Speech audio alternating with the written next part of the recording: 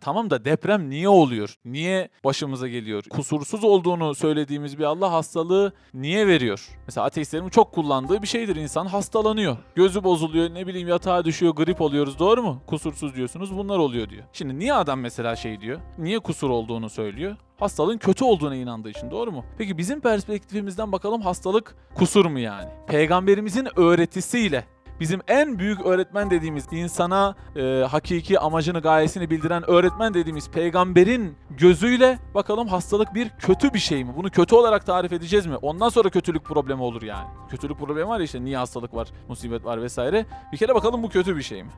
Şimdi öncelikle şunu sorayım. Bir şeyin kusurlu olup olmadığını nasıl anlarız biz? Mesela yani ben desem ki şu bardak buraları süpürmüyor arkadaş. Bu ne kadar kusurlu bir bardak yani desem. Saçma olur değil mi? Bir şeyin kusurlu olup olmadığını biz o zaman nasıl anlıyoruz? Yapılış amacından. Yani bunun bir amacı vardır. Bu amaç yerine gelmiyorsa biz buna kusurlu diyebiliriz. Doğru mu? Bardağı buraya süpürmesi için yapan yapmadığı için bu süpürmüyor ortalığı diye kusurlu diyemeyiz. O zaman insanın da yaratılışının kusurlu olduğunu iddia etmesi için birinin neyi bilmesi lazım önce? İnsanın yaratılış amacını bilmesi lazım. Peki bir ateist için insanın yaratılış amacı var mı? Bunun amacını bilmeden bununla kusurdan bahsetmek mümkün mü? Değil. Önce bunun amacını bileceksin. Amacını bildikten sonra o amaç yerine geliyor mu, gelmiyor mu? Buna göre biz kusur isnadı yaparız veya yapmayız. Dolayısıyla musibetlere, hastalıklara bu yönden bakacağız yani. Şimdi birazdan bakacağız. Acaba amaca ne kadar hizmet ediyor, ne kadar hizmet etmiyor?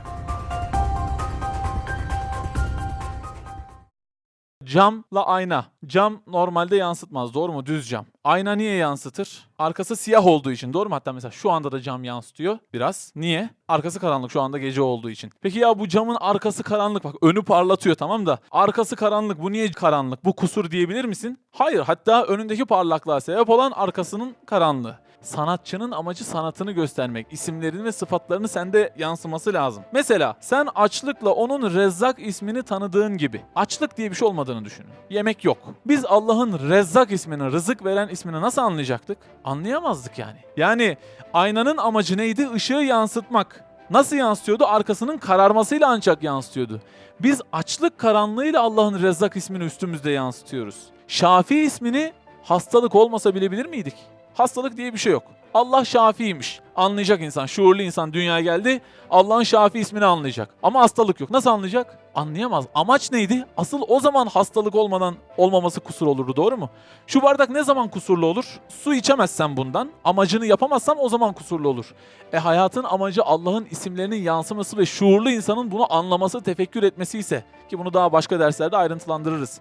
O zaman Şafi ismini anlayamayacağım bir format olsaydı dünyada, ki bu hastalıksız formattır, kusur o zaman olurdu. Yani kusursuz olmasıdır hastalığın olması, insanlar Şafi ismini tanıyor. Doğru mu? Dualar ediyor, işte şifa bulunca Şafi ismi tecelli ediyor vesaire. Buna hastalık sebep oluyor. Açlık diye bir şey olmasaydı Allah'ın Rezzak ismi tecelli edemezdi. Kusur o zaman olurdu. Yani ortaya çıkmıyor isim, yani göremiyorsun, anlayamıyorsun yani. Bizim yaratıcımız bizden ne istiyor yani? Neye hizmet ediyor? İnsana her çeşit ihsanını hissettirmek istiyor. Her bir nevi nimetini tanıttırmak istiyor. İnsanı daima şükre sevk etmek istiyor. Elbette sıhhat ve afiyeti verdiği gibi hastalıkları, dertleri verecektir. Zıttıyla biliyoruz. Bunun için var. Zaten bunu anlamak içindi. Mesela ben hayatımda hiç şu beynimdeki bilgileri bu kadar kolay konuşabilmemi tefekkür etmemiştim. Tamam mı? Böyle bir nimet var bak şimdi başımızda. Beynimizde bir takım manalar oluşuyor. Bunu kolayca dile döküyoruz. Doğru mu? Bize konuşmayı öğrettik ona, diyor Kur'an.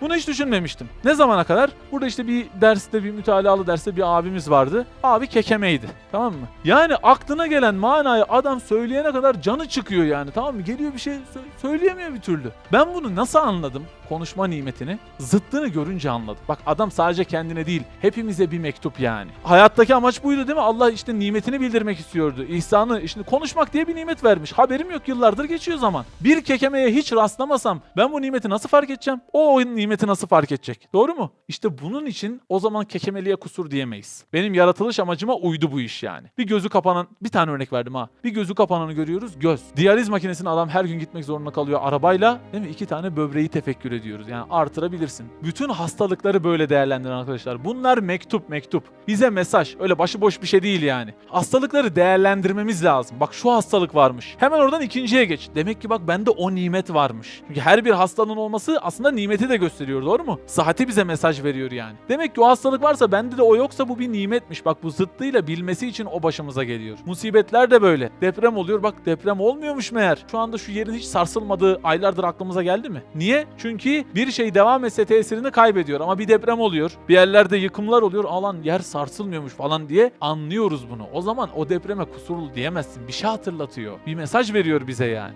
Burada bir hatırlatma yapmak istiyorum.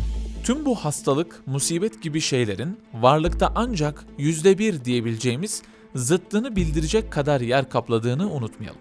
Bunu anlamak için tsunami vuran kıyılarla vurmayanları, deprem olan zamanlarla olmayanları, kurtarıldığımız hastalık sayısıyla yakalandığımız hastalık sayısını, gün içinde yaşatılan insan sayısıyla öldürülen insan sayısını karşılaştırmamız ve buna benzer kıyasları yapmamız yeterli.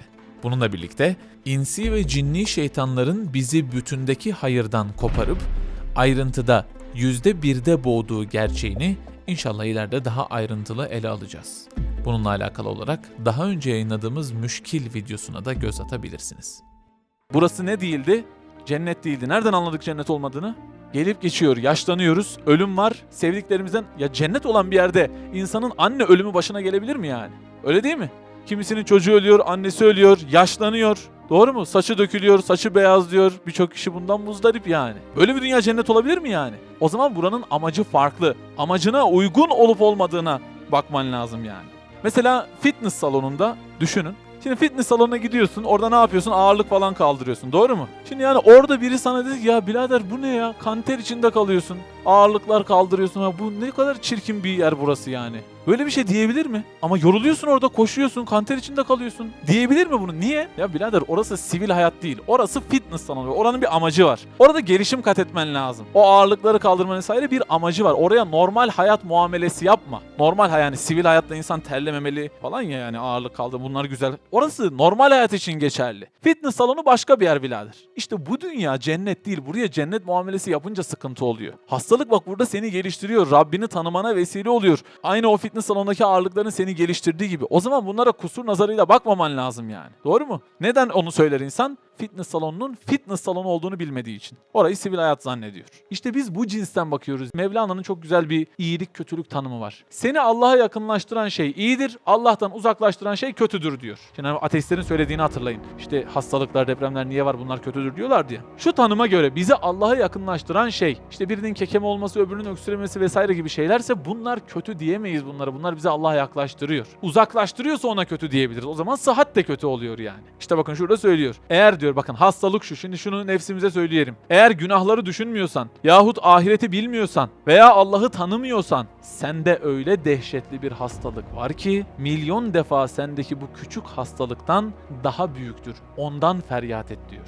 Vay efendim başım ağrıyor falan bunlardan değil. Ben Allah'ı tanımıyorum. Bu nasıl hastalık? Ben işte ahireti bilmiyorum. Günahları düşünmeden giriyorum ömür geçerken. Bu nasıl hastalık? Bunları diyor asıl dert et yani. Asıl hastalık olarak bizim önümüze vahiy bunu koyuyor. Asıl öğretmen bunu koyuyor yani. Biz hastalık olarak, musibet olarak bunu göreceğiz. Bir kişinin bir vakit namazını kılmaması, ömründeki bütün griplerden, ameliyatlardan, geçirdiği bütün hastalıklardan daha büyük bir hastalıktır. Bir vakit namazın kaçması.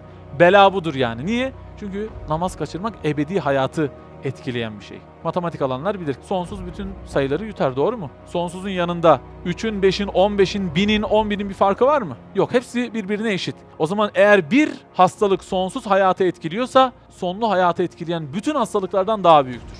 Bir vakit namazın kaçması, bir faize girişi insan, harama bakışı, tövbesizse hele yani. Bir harama bakışı, işte namazını kılmayışı vesaire, orucunu tutmayışı, bütün yaşanan dünyevi hastalıklardan bizim için nedir? Daha büyük bir hastalıktır. Onları dert et diyor yani.